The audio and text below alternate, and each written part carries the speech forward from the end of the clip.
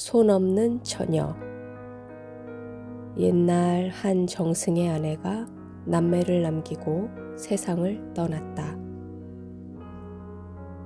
딸이 관연한 처녀가 되고 아들이 10서너 살이 되었을 무렵 정승이 재혼을 하게 되었다. 그런데 정승이 가만히 생각을 하니 계모가 들어오면 딸에게 계모 행세를 할 것 같았다. 그래서 정승은 딸을 감춰두고 장가를 들었다. 어느 날 아들이 잠꼬대로 누이를 찾았다. 그것을 본 계모가 이상하게 여겨 아들을 협박하며 사실대로 말하라고 하였다.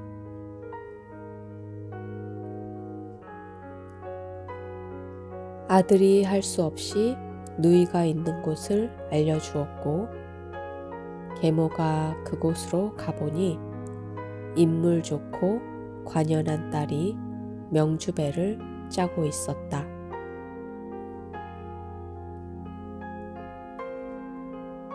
계모는 딸을 괘씸하게 생각하여 돌메밀로 묵을 만들어 딸에게 먹였다.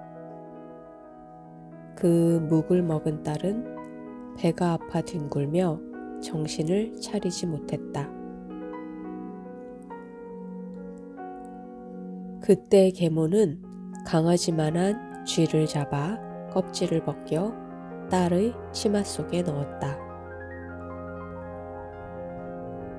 이어서 그 쥐를 정승에게 내보이며 가문에 이런 일이 있으니 딸을 감춘 거 아니냐며 큰 소리를 쳤다. 그것을 본 정승은 자신의 위신이 깎였다고 생각하여 작두를 갈아 딸의 손목을 잘랐다. 이후 아들에게 딸을 강물에 던지고 오라고 하였다. 아들이 강가에 다다라 차마 누이를 강에 던지지 못하고 둘이 한참 울다가 헤어졌다.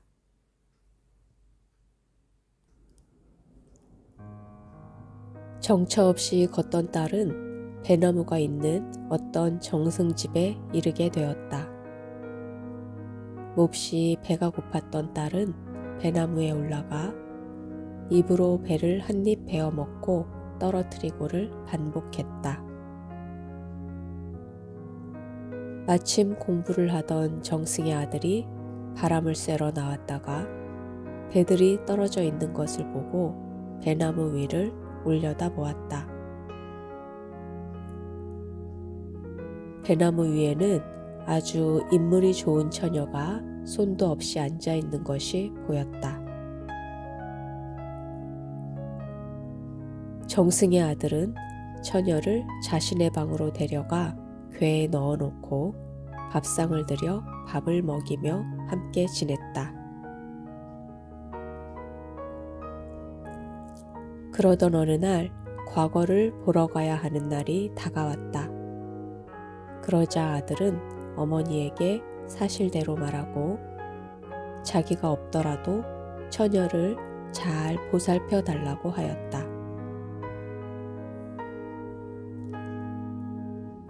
아들이 과거를 보러 간 후 처녀의 배가 불러오더니 아들을 낳았다. 그러자 아들의 어머니가 정승 집안에 저런 여자를 두면 안 되겠다 싶어 아기를 업혀 집에서 내보냈다. 손 없는 색시가 아기를 업고 정처 없이 떠돌다가 목이 말라 샘에서 물을 마시려고 허리를 구부렸다.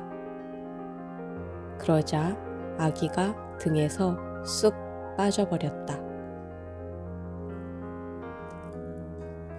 그래서 색시가 아기를 건지려고 팔을 내미니 손이 와서 턱 붙는 것이었다. 그렇게 하여 아기를 살린 색시는 한 마을에 당도하여 명주배를 짜며 살게 되었고 어느덧 아이가 8살이 되었다. 한편 정승의 아들은 과거를 보고 집으로 돌아왔다. 그러나 처녀가 집에 없자 아들은 고을마다 처녀를 찾아다니기 시작했다. 그렇게 다닌 지 수년이 지난 어느 날 정승의 아들은 한 골목에서 처녀를 닮은 아이를 만나게 되었다. 정승의 아들은 그 아이를 시켜 아이의 어머니가 밖으로 나오게 하였다. 그렇게 다시 상봉을 하게 된 두 사람은 아이와 함께 잘 살게 되었다. 아이는 공부를 열심히 하였고 15살 먹었을 때 어머니의 원수를 갚기 위해 어머니의 고향으로 갔다.